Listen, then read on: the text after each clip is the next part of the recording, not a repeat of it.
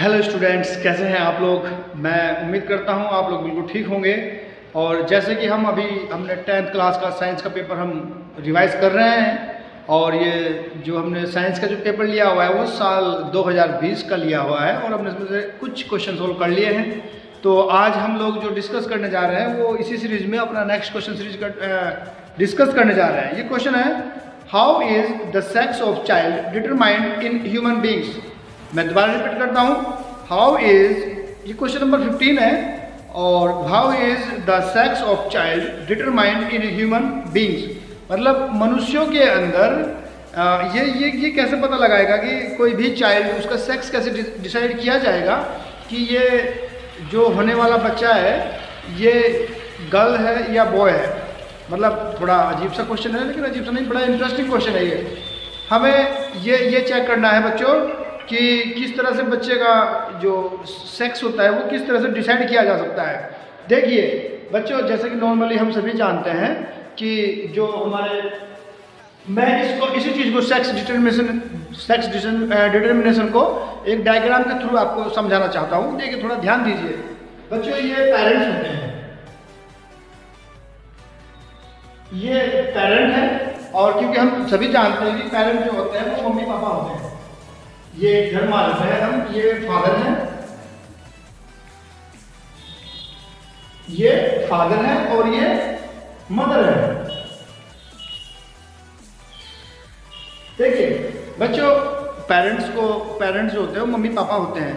और मतलब ये ईश्वर का वरदान है एक मनुष्य जाति के लिए कि जो हमारी फर्टिलाइजेशन की पावर होती है वो हमारे अंदर है और जीवित प्राणियों के अंदर है वो। तो ये हमारे अंदर जो क्रोमोसोम्स होते हैं उनको क्रोमोसोम्स बोलते हैं।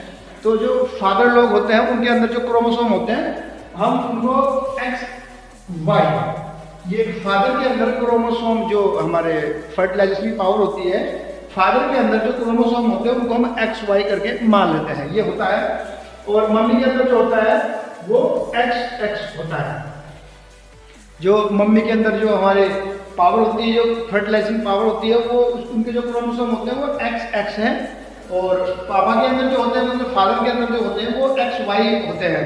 तो जब ये एक दूसरे के फर्टिलाइजेशन के पर्पज से जब एक दूसरे के कांटेक्ट में आते हैं, जब ये फिजिकली एक दूसरे के रिलेशन में आते हैं बच्चों, तो ऐसा हो सकता है कि जब ये आपस में एक दूसरे के कांटेक्ट में आए तो हो सकता है कि फादर से या मदर से एक दूसरे के जो क्रोमोसोम है और वो आपस में XX एक दूसरे में आदान एक्सचेंज हो जाए। मतलब पापा से X के जो क्रोमोसोम है वो इधर चले जाए या इनके X इधर जाए। मतलब अगर ये समझ लीजिए, जब ये फिजिकल रिलेशनशिप में होते हैं तो जब ये क्रोमोसोम आपस में मिलते हैं, अगर उसके बाद जो फाइनल क्रोमोसोम बनते हैं तो वो XX हो जाए, तो ये जैसे कि अभी आपको बताया गया है कि मदर है, मदर के जो क्रोमोसोम होते हैं वो XX होते हैं। और जब ये एक दूसरे से फर्टिलाइजेशन के पर्पज से एक दूसरे के फिजिकल कांटेक्ट में होते हैं तो उसके बाद अगर क्रोमोसोम आपस में मिल जाए और वो बन जाए क्रोमोसोम XX, तो गर्ल बेबी पैदा होती है बच्चों, गर्ल बेबी बॉर्न होती है। और अगर इनमें से X और इसमें से एक X और Y बन जाए आपस में, ये जो क्रोमोसोम बन रहे हैं, तो ये डिपेंड करता है। अगर ये इसमें से Y क्रोमोसोम और इसमें से X आ जाए और XY बन जाए तो फिर आपका बॉय बेबी बनता है, बॉय बनता है। ठीक है, तो बच्चों ये चीज मैं आपको बता दूं, ये टोटली डिपेंड करता है फादर के क्रोमोसोम्स के ऊपर। आपने देखा होगा हमारे हिंदुस्तान में तो लोग इसी चीज के ऊपर खास तौर पे सास तो इसी बात पर लड़ते कि ले भाई भगवान दोबारा फिर लड़की पैदा हो गई, दोबारा फिर लड़की पैदा हो गई, तीसरी बार लड़की पैदा हो गई, जबकि ब्लेम करते अपनी बहुओं को है। और जबकि ये जो XY क्रोमोसोम की जो पावर होती है ये फादर के पास होती है। अपने बेटे को कुछ नहीं कहेंगे, नहीं भाई हमारा बेटा है, हमारे तो ये बहू है, इसने ऐसा कर दिया, वो कर दिया, ये कर दिया। टोटली ब्लेम जो करते हैं वो मदर को करते हैं, जबकि ये पावर जो होती है XY क्रोमोसोम जो होते हैं वो पापा के अंदर होते हैं, फादर के अंदर होते हैं। और उनसे ये फिर डिस्चार्ज होते हैं। और ये अभी आपको बताया, अगर जब फिजिकल रिलेशनशिप में आते हैं तो XX अगर हो जाए, आपस में क्रोमोसोम मिल जाए तो गर्ल बेबी पैदा होती है। और अगर XY हो जाए तो फिर बॉय बेबी पैदा होता है। तो बच्चों ये था सेक्स डिटर्मिनेशन बॉय का। और इसके बाद नेक्स्ट क्वेश्चन जो है हमारा, वो है हमारा ये क्वेश्चन नंबर 16 है। इसमें लिखा हुआ है कि what is meant by renewable and non renewable source of energy, give one example of each. देख लेते हैं क्या क्वेश्चन है बच्चों, दोबारा से मैं बोलता हूं।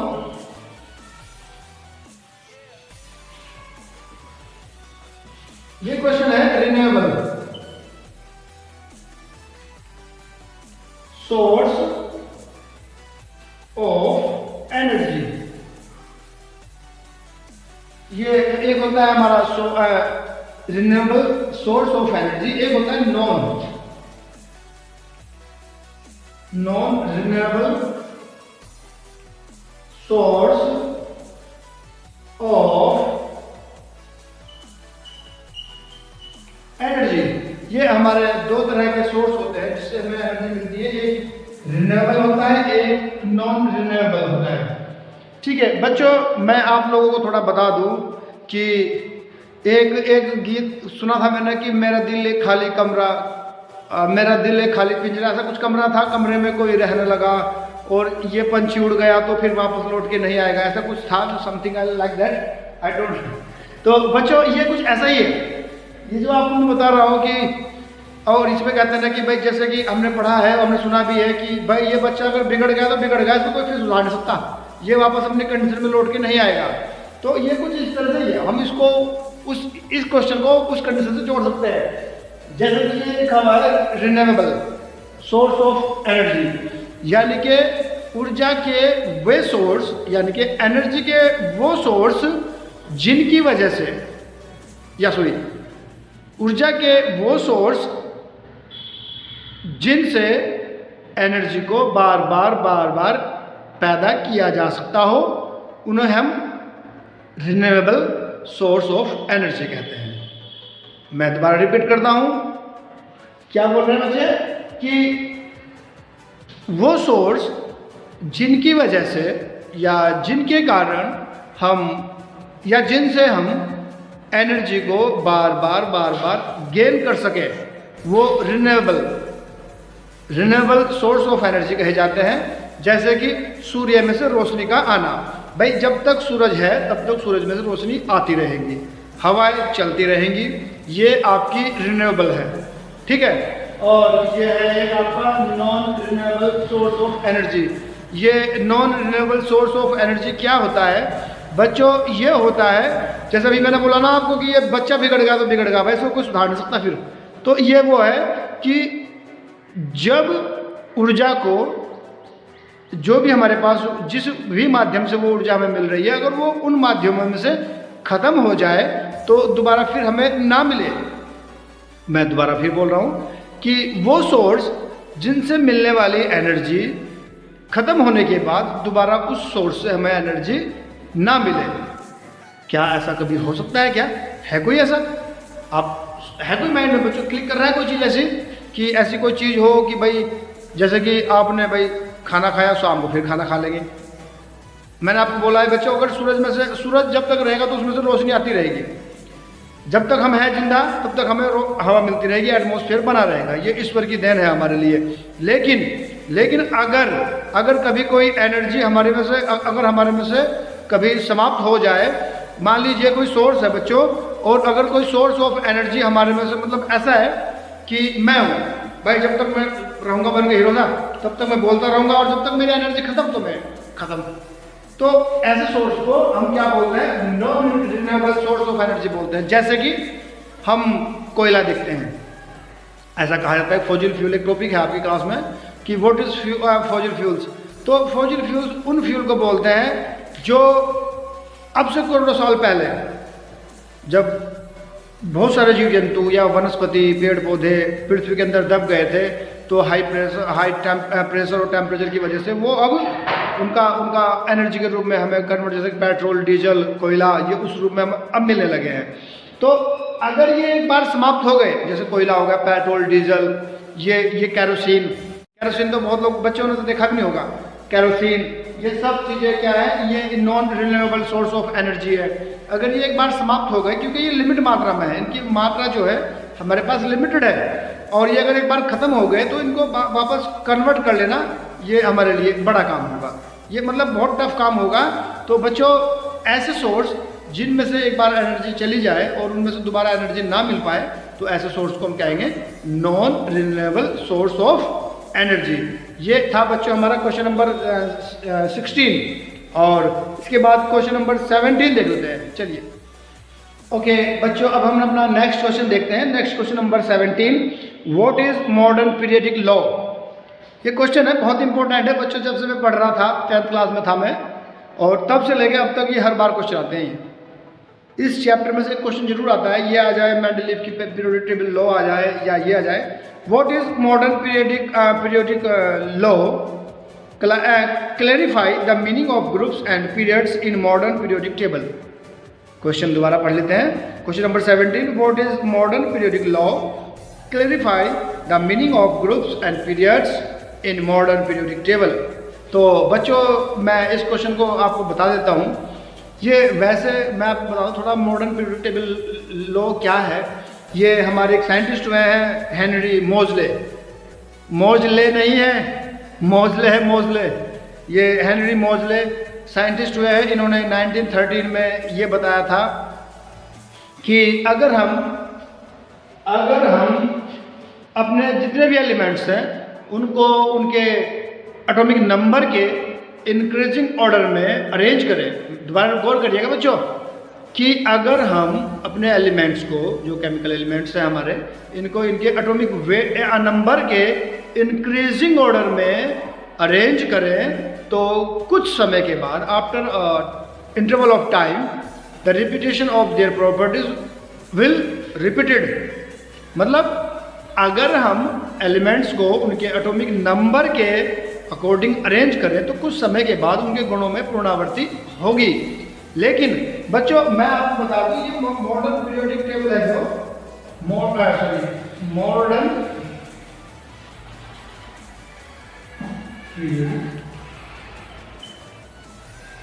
ये लॉ है, जो ये मॉडर्न पीरियोडिक लॉ है बच्चों, ये डिपेंड करता है हमारा एटॉमिक नंबर पर। एटॉमिक नंबर,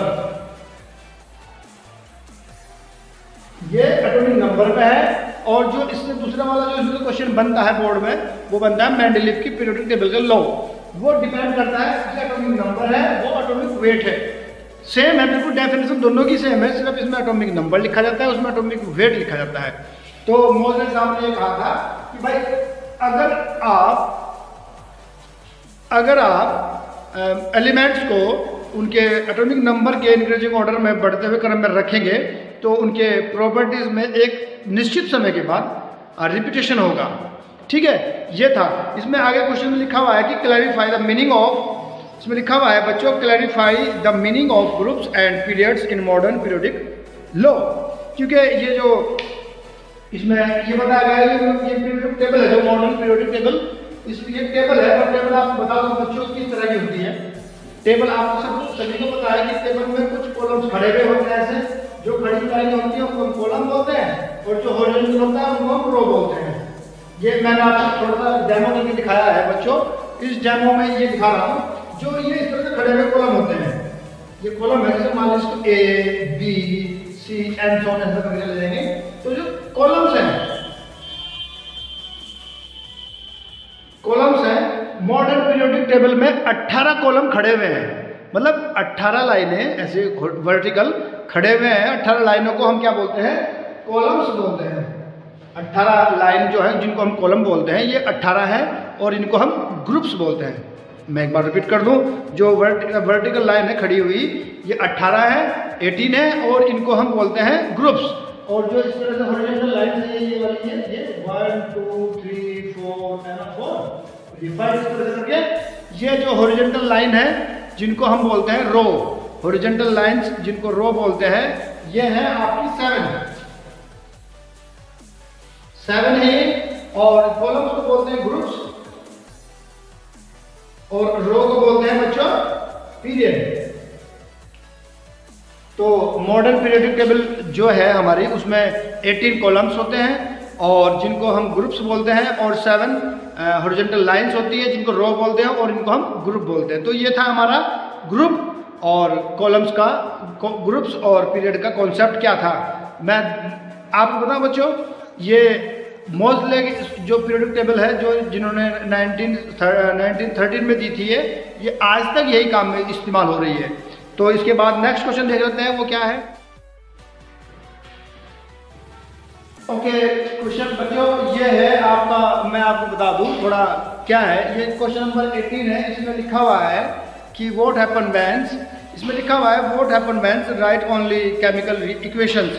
आपको सिर्फ केमिकल इक्वेशन देनी है और इसमें करना क्या है। पहला जो क्वेश्चन है इसमें, पहला क्वेश्चन जो लिखा हुआ है इसमें लिखा हुआ है zinc reacts, zinc reacts with sodium hydroxide. आपको सिर्फ केमिकल, इस क्वेश्चन नंबर 3 के 3 पार्ट है, फर्स्ट, सेकंड और थर्ड। इन 3 पार्ट्स में आपको सिर्फ केमिकल इक्वेशन देनी है, रिएक्शन लिखनी है कि भाई क्या होता है जब, सिर्फ रिएक्शन लिख लें, थ्योरेटिकल कुछ नहीं है। आपको कहा गया है कि जिंक है, जिंक का मतलब होता है Zn। जब Zn की रिएक्शन आपके सोडियम हाइड्रोक्साइड के साथ होती है, NaOH, इसके साथ इसको रिएक्ट कराया जाता है, इसको इसकी रिएक्शन कराई जाती है। तो बच्चों ये इसको हम कराते हैं 550 डिग्री सेल्सियस टेम्परेचर पर। ये 550 डिग्री सेंटीग्रेड टेम्परेचर पर होता है, और इसको हम, इसके बाद जो बनता है हमारा Na2ZnO2 प्लस H2। देखिए बच्चों मैं आपको थोड़ा इसको, इस रिएक्शन को थोड़ा समझा दूं। आप ये कहेंगे कि सर ये क्या बन गया, zinc sodium zinc oxide hydroxide क्या है ये। बच्चों मैं आपको बताऊं, इसको बैलेंस करना पड़ता है रिएक्शन को ना। अगर आप जिंक की और सोडियम हाइड्रोक्साइड की आपस में रिएक्शन कराएंगे टेम्परेचर पे, तो ये दो चीज बनेगी, आपके हाइड्रोजन गैस और आपका सोडियम जिंक डाइऑक्साइड, ये आपके दो पदार्थ बनेंगे। तो इसी चीज को हमें बैलेंस करना पड़ेगा। यहाँ पे -2 है इस फॉर्मूले के अंदर, क्योंकि यही फॉर्मूला होता है इसका। तो यहाँ पे 2 लगा सकते हैं बाय डिफॉल्ट है। तो यहाँ पे ऑप्शन में 2 है, यहाँ पे 2 बन रहा है, तो यहाँ के बाद यहाँ पे 2 लगाएंगे। यहाँ पे अगर हम इसके 2 मोल लें, यानी कि NaOH के 2 मोल और आपका जिंक इसके सिंगल मोल के साथ अगर आप इसमें रिएक्शन कराएंगे इतने टेम्परेचर पे, तो ये चीजें हमारी बनेंगी। ये तो था पहला क्वेश्चन। दूसरा कहा गया है आपका कि भाई लाइम वाटर, क्या कहा गया है, लाइम वाटर, जिसका फॉर्मूला होता है हमारा CaOH का वोल्ट वाइज। ये लाइम वाटर है और इसकी रिएक्शन करानी है हमें कार्बन डाइऑक्साइड के साथ। इसकी रिएक्शन करानी है किसके साथ, कार्बन डाइऑक्साइड के साथ। और क्या बनेगा, देखिए बच्चों ये आपको कहा गया है सोडियम लाइम वाटर की रिएक्शन करानी है कार्बन डाइऑक्साइड के साथ। और इसके बाद बनता क्या है, देखिए बच्चों यहाँ पे Ca,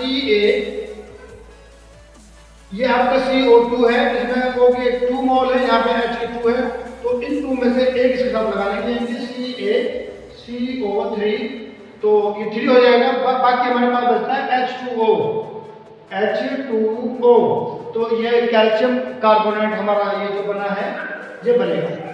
अगर हम लाइम वाटर की रिएक्शन कार्बन डाइऑक्साइड के साथ कराएंगे तो हमारा कैल्शियम कार्बोनेट और पानी बनता है। ये थी हमारी रिएक्शन। और इसके बाद हमारे आते हैं gypsum is heated up to 37 degree Kelvin temperature. अगर जिप्सम को आप 373 डिग्री केल्विन टेम्परेचर पर इसको हीट करेंगे तो क्या बनेगा, देख लेते हैं। पहली बात तो जिप्सम का फॉर्मूला देख लेते हैं, जो क्या होता है GCaSO4 × 2H2O। इसको ये भी कहा गया है कि 373 डिग्री केल्विन टेम्परेचर है ये, इस टेम्परेचर पर इसको हमने हीट करा तो क्या बनेगा। ये बहुत फेमस है बच्चों, ये रिएक्शन बहुत फेमस है और आती है बच्चों बोर्ड में।